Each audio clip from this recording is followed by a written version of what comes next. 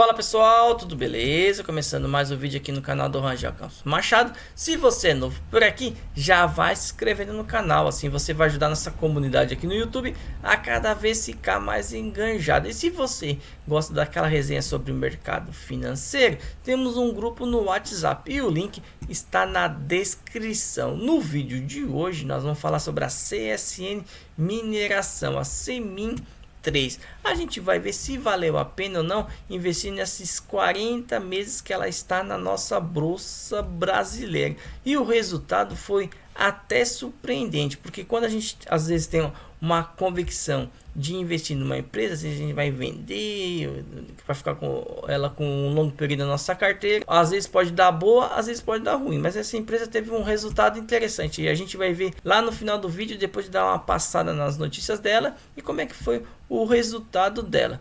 A gente vê que na sexta-feira aí que passou, ela fechou no valor de R$ 6,91 e aí ao longo do seu a IPO, desde quando ela abriu no mercado brasileiro, ela caiu uma queda de 23%. Eu acho uma boa quando essa empresa chega no valor abaixo de R$ 5, dar aquela analisada melhor se está valendo a pena comprar ou não, porque isso aqui influencia muito o mercado chinês e o ciclo de commodities. Então a gente tem que ficar sempre de olho nesses dois inquilinozinhos aí que influenciam muito no preço, que é o preço do ferro, né, que vem lá da influência da China, e o ciclo de commodities. A gente for olhar o mercado de notícias da CSN Mineração, é igual a Vale, vai ter todo dia várias e várias notícias. E a gente sabe que notícia ruim vende, né, e dissemina muito mais rápido. Então, se você tem convicção que vai investir nessa empresa vale a pena, você não vai se importar muito com esse tipo de notícia. Mas como eu já falei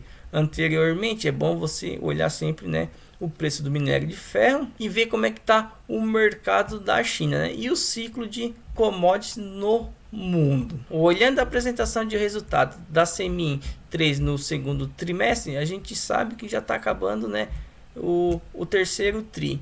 Então aqui a gente vai só dar uma analisada como é que foi, né. Então a gente vê que no segundo trimestre ela teve melhor desempenho de produção própria, teve um aumento no volume de vendas, uma sólida geração de caixa e a posição de caixa líquido bem interessante de 2,8 bilhão. O volume de venda aumentou em 18%, os estoques caiu em 11%, a venda foi até legal e aumentou em 13%, a receita líquida deu uma subida. A gente sabe que é vendido em dólar, a gente sabe que nos últimos 6 meses o dólar vem aumentando e isso influencia no preço de venda. Se o dólar estiver maior, então ela vai vender por um preço maior, né, e vai ter uma receita um pouco melhor. A gente vê que o EBITDA subiu aí na margem de 40% do primeiro trimestre para 48%, uma subida de 8%, bem interessante. A gente vê o EBITDA ajustado aqui que subiu também. Investimento da companhia aumentou em 60% o CAPEX, então a gente tem que acompanhar se a dívida líquida dela não vai aumentar muito, mas ela diz aqui que teve um avanço nos projetos de expansão, principalmente a P15. Capital de giro aumentou em 5%, perfil de endividamento está controlado, ela tem uma disponibilidade aí para poder pagar, né, de 11 bilhão. Então aqui está olhando o gráfico de alavancagem, está bem abaixo da média que tem empresa que está muito maior. E o fluxo de caixa livre ajustado ficou na casa aí na positivo de 1 bilhão de reais. Teve uma notícia interessante também, que quando eu comecei a comprar esse tipo de papel, não foi uma recomendação, eu nem sabia, o Barsi começou a comprar também a CSN Mineração, porque conforme eu já falei lá no começo do vídeo, abaixo de R$ 5 fica um valor interessante, ela sendo uma empresa de pagadora de dividendo, mas ela é uma empresa que pagou bastante dividendo, agora não pagou tanto, não peguei essa alta de dividendo, então é bom acompanhar cada trimestre como é que vai estar essa distribuição, o investimento, né, e se ela vai pagar um bom dividendo ou ela vai investir na empresa para poder rentabilizar, melhorar o preço do papel dela. Conforme eu tinha prometido, né, eu fiz aqui uma simulação aí, se a gente tivesse investido R$ 300 por mês na empresa CSN Mineração lá em fevereiro de 2021, quando ela abriu o IPO na bolsa, até setembro de 2024. Eu botei um investimento inicial que era 300, mas rodou 294, mas a gente já sabe uma média aí para ver como é que vai ficar um aporte mensal de R$ 300.